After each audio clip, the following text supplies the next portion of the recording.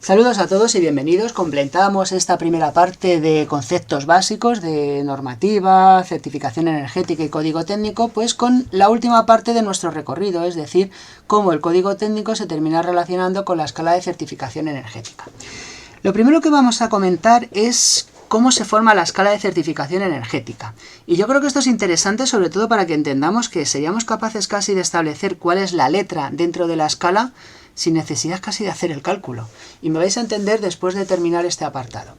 Fijaros, decíamos que cuando yo estoy realizando la escala de certificación energética, es una doble escala, tengo el indicador de energía primaria no renovable y el indicador de emisiones. Y decíamos que establecer cuáles son los indicadores quiere decir que yo he establecido en qué nos vamos a comparar. Yo me voy a comparar contigo en el color del pelo, decía, en el color de los ojos. Pues ya son dos indicadores fantásticos. Pero ahora lo siguiente que tengo que establecer es a qué me comparo. Y esto es bastante importante, ¿de acuerdo? Me voy a comparar en el color del pelo a todos los nacidos entre el año 80 y el año 85. Bueno, pues ya he establecido una determinada muestra. ¿Por qué esto es importante? Porque va a depender del tipo de edificio que tenga a qué me voy a comparar. Cuando estoy con los edificios de viviendas, prácticamente todos los edificios de viviendas son similares en cuanto a su funcionamiento. Es decir, casi todo el mundo hace el mismo uso de la vivienda. Se levanta por la mañana, va a trabajar, en ocasiones vuelve al mediodía, hace un uso más intensivo en la tarde-noche y luego se acuesta. Perfecto. Sin embargo, no todos los edificios terciarios son iguales. Un centro comercial y un hospital tienen poco que ver. Esto quiere decir que cuando yo tengo edificios de viviendas, la comparación es a una muestra estadística de edificios construidos según la calidad constructiva del Código Técnico en el año 2006. Es lo que se denomina como edificio de referencia, que alguien habrá escuchado en algún momento. De tal manera que el edificio de referencia al que yo me comparo en el caso de viviendas es una muestra estadística. Y por lo tanto es siempre la misma. Y esto es importante, la escala de certificación energética en residencial siempre tiene los mismos valores. ¿Vale? Los valores en la escala de certificación energética, perdonadme, son estos valores que veis aquí, estos numeritos. Luego los veremos un poquito más en detalle. Sin embargo, cuando estoy en edificios terciarios, yo no me puedo comparar nada más que a mí mismo tipo de edificio, pero con la calidad constructiva del año 2006. Con lo cual lo que se me está pidiendo es mejorar esa calidad constructiva. Esto es importante. Fijaros, aquí tengo una muestra estadística y dentro de esta muestra estadística tengo dos apartados, viviendas unifamiliares y resto de edificios, ¿vale? Siempre de viviendas. Sin embargo, cuando yo estoy realizando mi edificio terciario, mi certificación energética, realizar el edificio de referencia quiere decir que tengo que hacer una doble simulación energética, la del edificio objeto y la del edificio de referencia, que es el mismo del objeto, pero con una calidad constructiva distinta. Es un doble cálculo, ¿vale? ¿Eso qué quiere decir? Que la escala en vivienda es siempre la misma, porque la muestra estadística siempre es la misma, mientras que la escala en un edificio terciario es variable. ¿Por qué? Porque el edificio puede cambiar. Y en el momento que cambio el edificio objeto, cambio el edificio de referencia. ¿De acuerdo? Esto para que entendamos las diferencias entre uno y otro. La comparación de edificios de viviendas de nueva construcción y edificios existentes. Bueno, pues en realidad este periodo, esta muestra estadística que se va a utilizar tiene que ver sobre todo con la calidad constructiva que vaya a tener. En el año 2006, lógicamente, nace el código técnico, se me piden unos niveles de aislamiento muchísimo menores a los que se me piden posteriormente. Y se van a analizar 6 periodos históricos. Va a depender si la escala es la escala de nueva construcción o si la escala es de los edificios existentes. Cuando estamos hablando de nueva construcción, se realiza un análisis de los edificios entre el año 91 y el año 2000. Actualmente se está realizando el nuevo análisis del parque inmobiliario español desde la entrada en vigor del Código Técnico, que dará lugar a una serie de parámetros completamente distintos. De tal manera que la escala de certificación energética dentro de poco va a ser modificada precisamente porque se ha realizado una nueva muestra estadística de cómo son los edificios en nuestro país. Cuando estamos hablando de edificios existentes, la escala de certificación energética se basa en 6 periodos históricos. Y eso es interesante. ¿Por qué? Porque quiere decir que cada salto de letra dentro de la escala tiene que ver con un periodo histórico distinto. Y por eso os decía que en ocasiones podemos establecer cuál es la letra sin realizar el cálculo, simplemente sabiendo a qué periodo histórico se corresponde cada uno de los edificios. Porque la escala de certificación energética se realiza mediante lo que se llaman curvas de percentiles. ¿Qué es una curva de percentil? Una curva de percentil no establece si tienes mejor o peor nota, sino establece dentro del total en qué lugar o en qué puesto estás. Si por ejemplo tú puedes llegar un día diciendo del 1 al 10 el examen he sacado un 9, y dices, un 9 es una notaza. Ya, es una notaza siempre y cuando todos los demás no hayan sacado un 10. Si todos han sacado un 10 y tú eres el único 9, un 9 no es una gran nota. ¿De acuerdo? Eso es una escala de percentiles. Las escalas de percentiles, aquí tenéis por ejemplo toda la superficie. Que aquí ponga 100 no quiere decir que aquí haya un 100%. Perdón, no que haya 100 metros cuadrados, sino que esto representa el 100% de la muestra de superficie estudiada. ¿Veis que es superficie útil en tanto por ciento? ¿De acuerdo? Que aquí tengamos un valor quiere decir que este valor de demanda de calefacción o inferior lo tiene el 100% de la superficie. Cuando yo me voy al percentil 50, quiere decir que el 50% de los edificios, bueno, de la superficie analizada, tiene una demanda por debajo de este punto y el otro 50% tiene una demanda por encima. Todos estos puntitos azules son edificios analizados. ¿De acuerdo? Aquí tenemos sobre todo unifamiliares, aquí tenemos edificios de compacidad media y aquí tenemos edificios de compacidad elevada. Y esto de aquí se denomina interpolación de Weibull. Es un método estadístico, simplemente genera esta curva, que es una curva con valor exponencial y que tiene dos partes muy claras. Y este punto de aquí es lo que se denomina punto fijo de rótula. Este punto de aquí es importante porque esta simulación que veis aquí está realizada para un clima de 3. Pero yo esta simulación la puedo realizar para diferentes ciudades que cada una de ellas está vinculada a un determinado clima. De tal manera que yo cojo todas estas curvas, esta por ejemplo es de la clima E1 de Burgos, aquí tengo por ejemplo esta de aquí que es la de Cádiz, que es una zona A4, y directamente todos ellos tienen curvas distintas, mucha más demanda de calefacción tengo en Burgos, lógicamente de lo que tengo en Cádiz. Pero cada uno de ellos tiene un punto de referencia que tiene que ver con el indicador 0,5. Y cada uno de estos puntos yo los puedo unir. Si los uno, ¿qué es lo que va a ocurrir? Que tengo más o menos una zona en la cual la dispersión es baja y una zona en la que la dispersión es alta. ¿Cuándo la dispersión es alta? Sobre todo cuando la demanda es elevada. En las zonas de elevada demanda, en los edificios de demanda muy elevada, la dispersión entre lo que ocurre en una zona fría y en una zona caliente pues se nota bastante. Con lo cual yo tengo que encontrar una forma de interpolar todos estos valores. Y la forma es la siguiente. Se introducen todos ellos y se vuelve a realizar una curva promedio. Porque no se trata de tener, perdonadme que vaya hacia atrás, una curva para cada localidad. Se trata de que la curva sea la misma para todo el territorio español.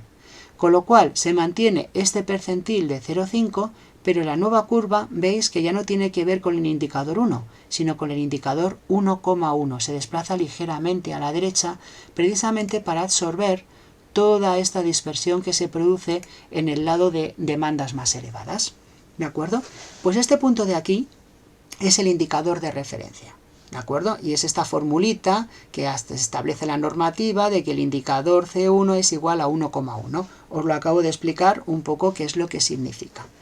Claro, a partir de este indicador, yo soy el que establece, yo como legislador, perdonadme, es decir, el legislador establece cuáles son cada uno de los rangos o de los anchos de cada una de las letras. Se establece lo siguiente, se establece que el esfuerzo para saltar de la clase C a la clase D tiene que ser el mismo. Fijaros, hablamos del esfuerzo, no de la cantidad de energía. Lógicamente la zona C tiene que ser mayor que la zona B. ¿Por qué?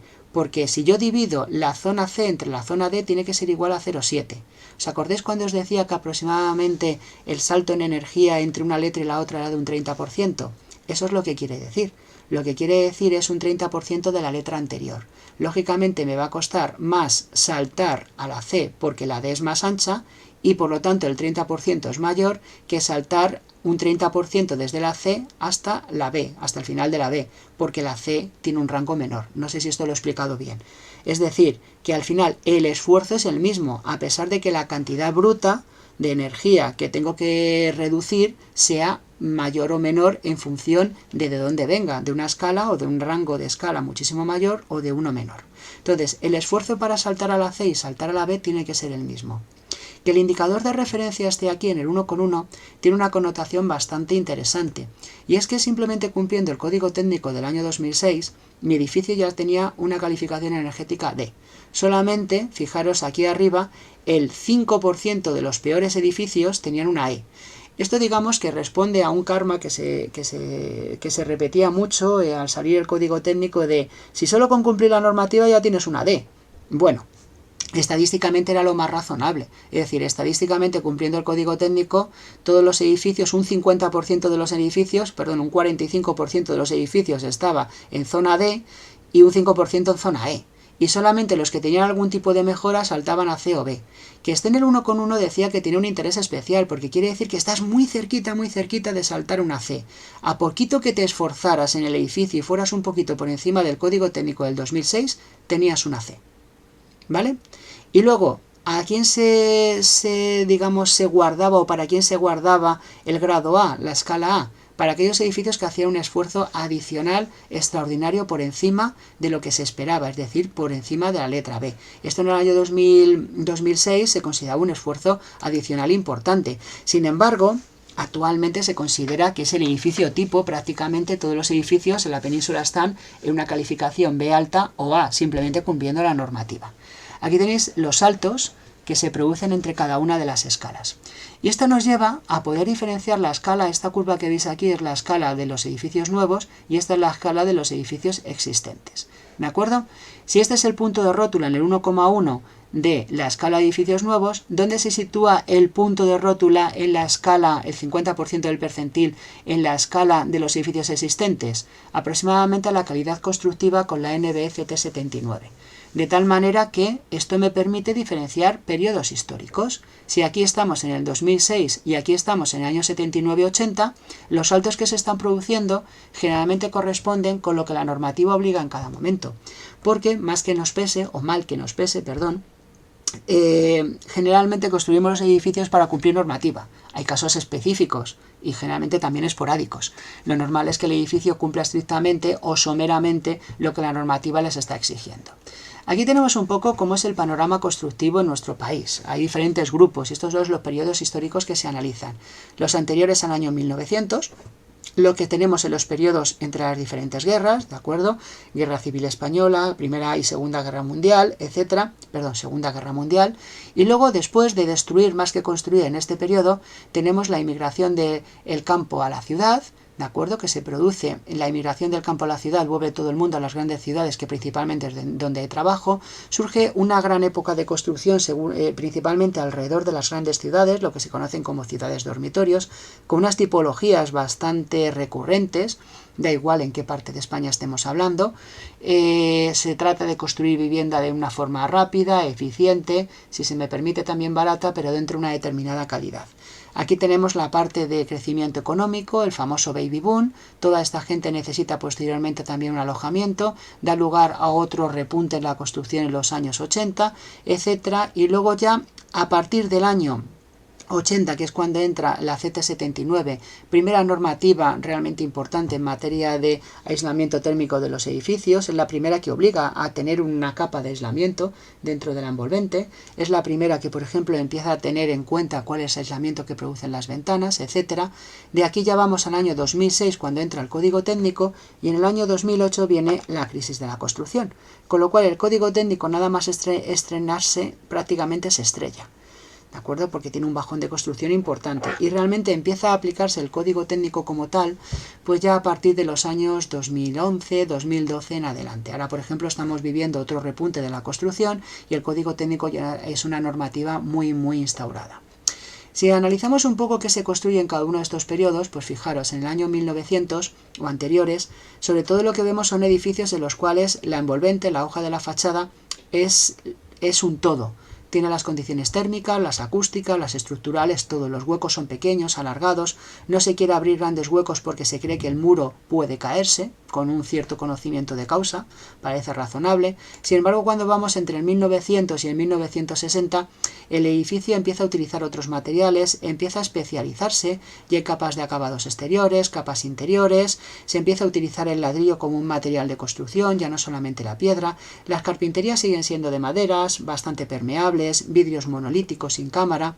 Pasamos al año 1960 al 1980, justamente el periodo anterior a la CT79. Aparece el aislamiento, pero no como material, sino como cámaras de aire, ya sean cámaras de aire en la cubierta, en lo que se llamaban falsas cubiertas inclinadas, que tenían pequeñas cámaras de aire, o también, por ejemplo, en las cámaras de aire que se realizan con trasdosados en las fachadas.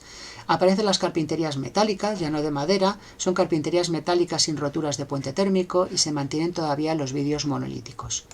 Pasamos a la CT79. Aparecen las capas propiamente de aislamiento, tanto en cubiertas, aquí las tenemos, como las que tenemos en fachadas. Empiezan a aparecer las primeras carpinterías de PVC y sobre todo aparecen los vidrios dobles, vidrios con cámara. Es decir, el hueco como tal empieza a ser considerado como un elemento muy importante dentro de la envolvente térmica del edificio. Todas estas soluciones constructivas, que he pasado muy por encima de ellas, son tipologías que dentro de la escala de certificación tienen su lugar. Si yo tengo un edificio anterior al año 1900, lo normal es que esté en esta zona de aquí.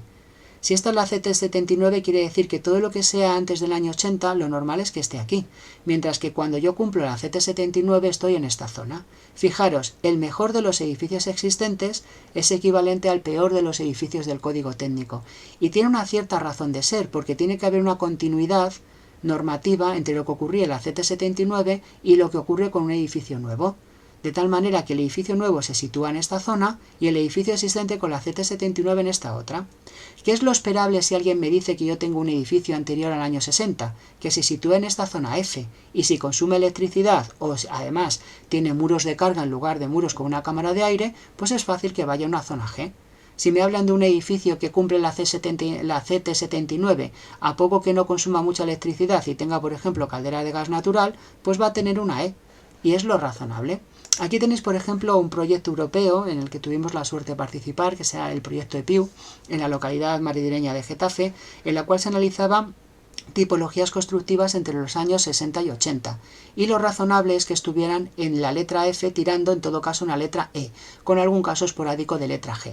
Se analizó un barrio entero, aquí tenéis por ejemplo esta vivienda, que daba una F y era lo razonable, y cuando analizas el barrio entero, fijaros, todo lo que veis en E, ¿vale? Son viviendas con calderas renovadas, ¿vale? Y las tenéis por aquí. Todo lo que estáis viendo en F es una caldera estándar pero antigua, que son los naranjitas. Y todos los que veis en G es porque tienen un uso de termos eléctricos, ¿vale? Y siempre hay alguien que se sale. ¿Veis ese verde de ahí? Eso es una C, ¿vale? Y dices, perdón, una D. ¿Y por qué este tiene una D? Pues o porque el certificado energético es malo, o a lo mejor porque ha hecho una reforma integral, ha aumentado enormemente los aislamientos solamente su vivienda, o cosas parecidas. Normalmente en las estadísticas siempre suele haber datos dispares que se suelen extraer y se suelen eliminar de la muestra, simplemente para no distorsionarla. Pero como veis, lo esperable es que si estos edificios están hechos entre el año 67 y 69 antes de la CT79, lo normal es que estén prioritariamente en zona F, con capítulos, sobre todo por uso de electricidad, en zona G, y algunos de ellos que hayan realizado alguna renovación en una zona E, ¿vale? Es decir, ¿qué quiero que se os quede claro sobre la escala de certificación? Es una escala, primero, estadística, cuando estamos hablando de residencial vivienda, es autorreferente cuando estamos hablando de terciario, y sobre todo es una escala predecible. Si a ti te dan un edificio de código técnico actual y te dicen que ese edificio tiene una calificación D, de Dinamarca, no te lo creas, ¿vale? ¿Por qué? Porque le corresponde otra letra, simplemente por calidad constructiva. Al igual que si te están diciendo que un edificio existente tiene una letra B de Barcelona, no te lo creas. A no ser que haya hecho una reforma realmente importante, es muy difícil que llegue una B, porque la calidad constructiva del año en el que fue realizado no le corresponde. ¿De acuerdo? Entonces, por lo tanto, es una escala estadística y también bastante predecible. Bien, vamos a ver también dentro de toda esta escala, hemos hablado de los indicadores, también qué ocurre con los terciarios, no los vamos a dejar al lado.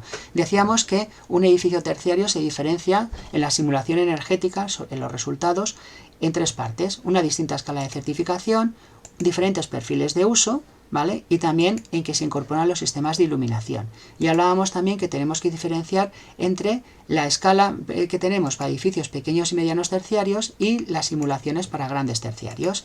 En los perfiles hablábamos de los perfiles, antes lo hemos visto, que pueden ser configurables en la herramienta unificada. Puedes hacer un perfil específico para tu edificio, pero también tienes 12 posibilidades preestablecidas. Son esos horarios que hemos dicho antes de 8 horas con descanso intermedio, que se van a 10 horas de trabajo. O también tenemos por otro lado los perfiles de doble turno o de turnos especiales de triple turno. Cualquiera de estas condiciones de los perfiles de uso van a dar lugar a cambios tanto en el edificio que estamos analizando como en el de referencia al que nos comparamos. Quiere decir, el perfil de uso va a ser el mismo en los dos edificios, por eso la escala es autorreferente. Decíamos que la escala de referencia tiene una serie de valores laterales, que son los valores de la escala de cada una de las franjas, de cada una de las letras, y que en residencial, según la zona climática, estos valores siempre son los mismos. Sin embargo, en terciario, y esto ya lo hemos adelantado antes, como la comparación es autorreferente, estos valores cambian cuando cambie el edificio objeto, ¿vale? Es decir, estos valores, que no me sorprenda que yo cuando toque algún elemento en el edificio objeto, la escala sea completamente distinta, ¿vale? ¿Cómo se forma la escala de los edificios terciarios? Se forma con una serie de indicadores. Los indicadores C es el indicador que tenga el edificio objeto dividido entre el del edificio de referencia, con la calidad constructiva del código técnico en el año 2006. Este valor de aquí, el salto entre la C y la D, esto os sonará, tiene el valor 1. Fijaros que como no ha habido que corregir la escala, como no es estadística, no ha habido que corregirla, no estoy en el 1,1, estoy en el 1. A partir de aquí hacia arriba, escala C, escala B, escala A, ¿vale? Esto quiere decir que este edificio, si cumple el código técnico, lo normal es que esté entre una C y una D. Es lo razonable. A poquito que haga, va a tener una C. ¿De acuerdo? Entonces, solamente cuando el edificio es el doble de lo peor que se pueda establecer respecto al indicador de referencia, es decir, su C, su indicador sea 2, ¿vale? Tenga el doble de pérdidas que el edificio de referencia, está en una escala G, ¿vale? Y cuando consigo mejorar un 60% el edificio respecto al edificio original, tengo una escala A. Así es como funciona la escala en terciario.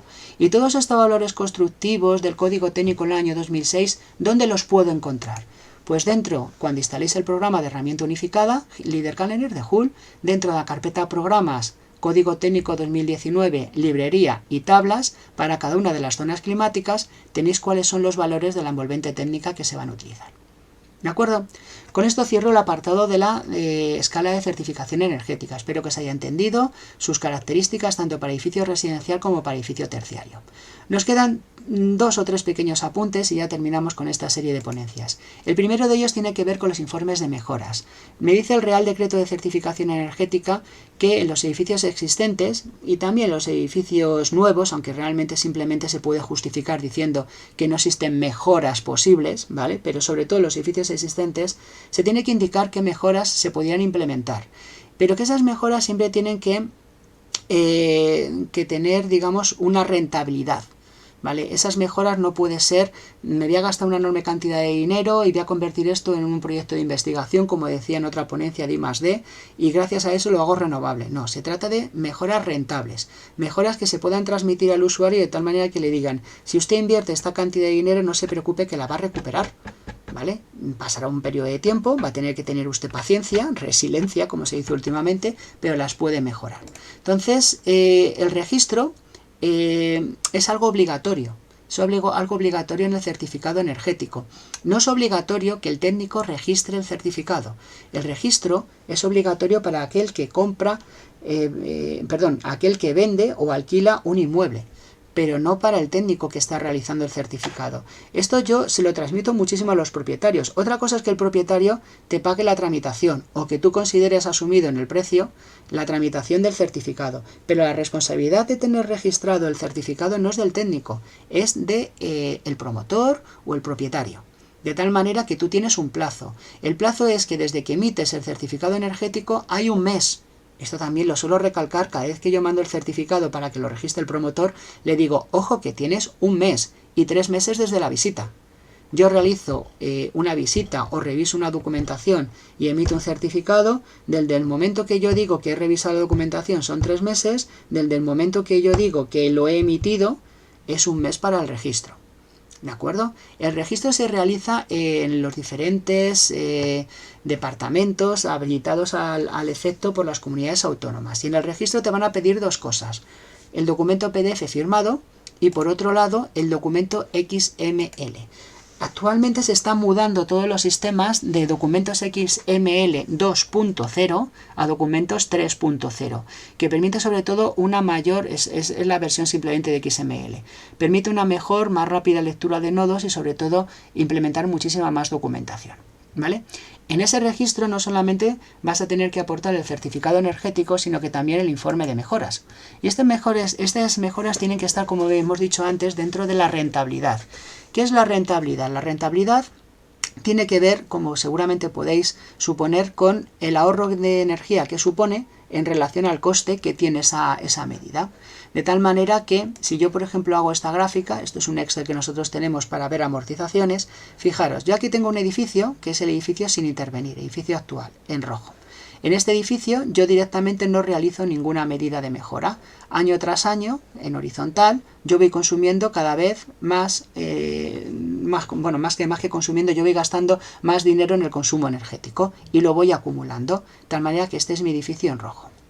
Cuando yo tengo una inversión en un edificio que mejoro energéticamente, lo que tengo es que en el primer año mi edificio parte más arriba. ¿Por qué? Porque me ha costado más dinero, he invertido dinero en su mejora. Con lo cual, en este primer año, lo que tengo es un edificio que me ha costado más dinero.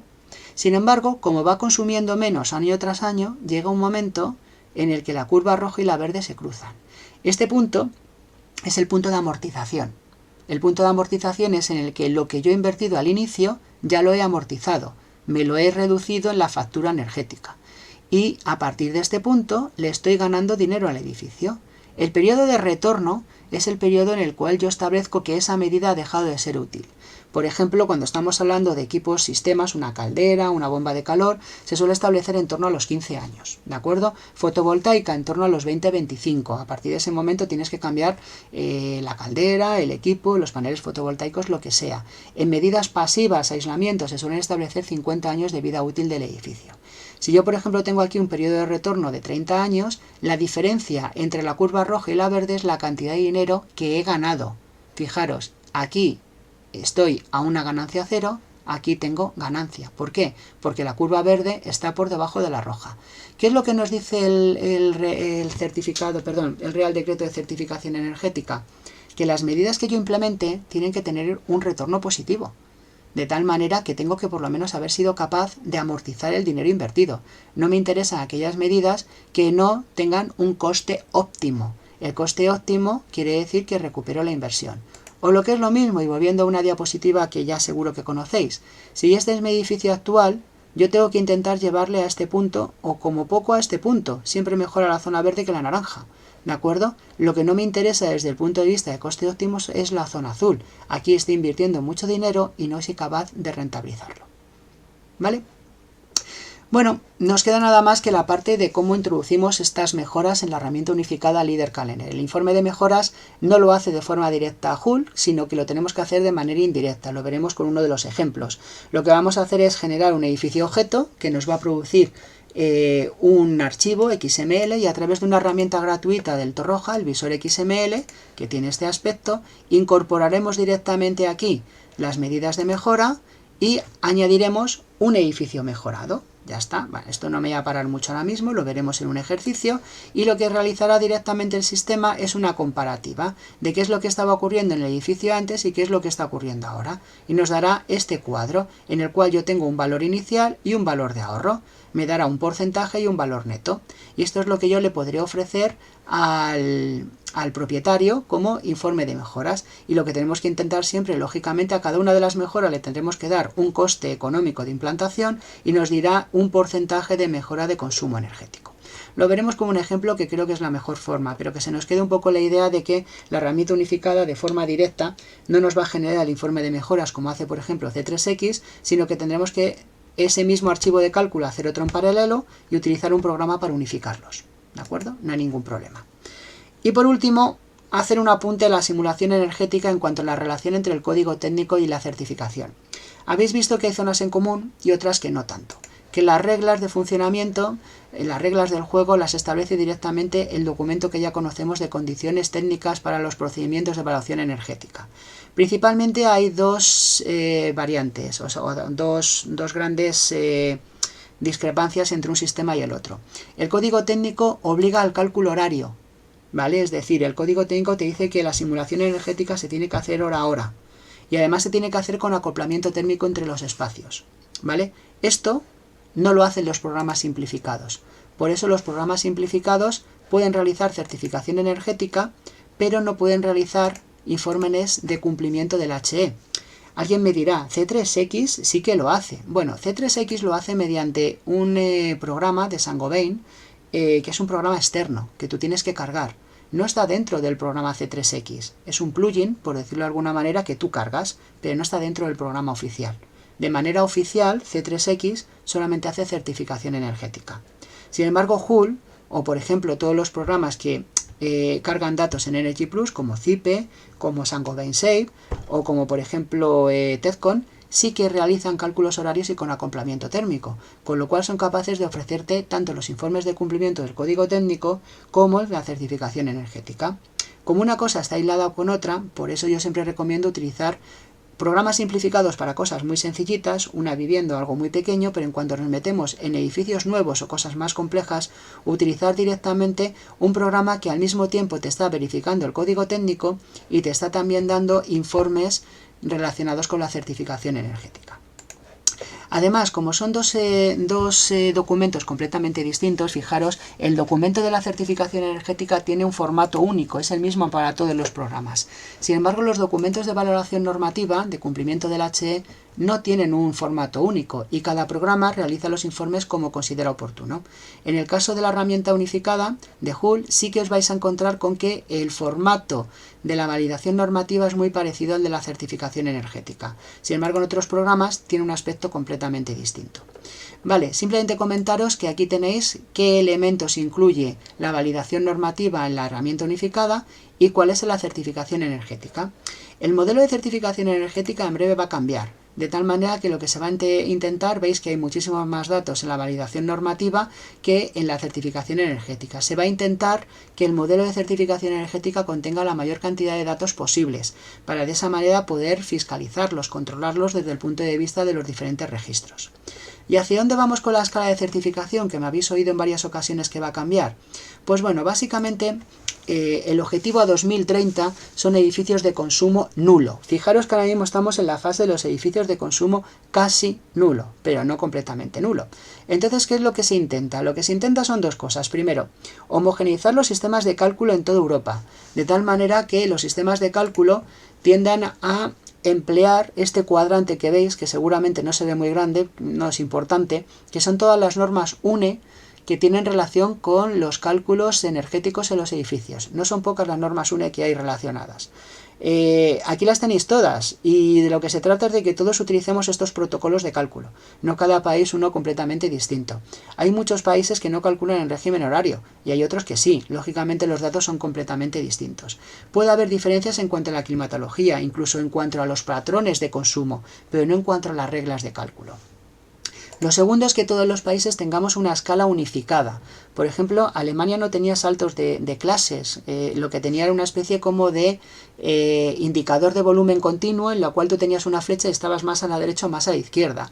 Luego además ha habido climas en los cuales, por ejemplo, los alemanes, que aquí lo tenéis, tenían una escala continua, los portugueses han cambiado las clases climáticas, o sea, las clases de la escala. Tienen, por ejemplo, el A+, el A+ en España no existía, Italia también tiene el A+, y han añadido clases. Entonces, bueno, de lo que se trata es de que todos juguemos a lo mismo, para que si un británico,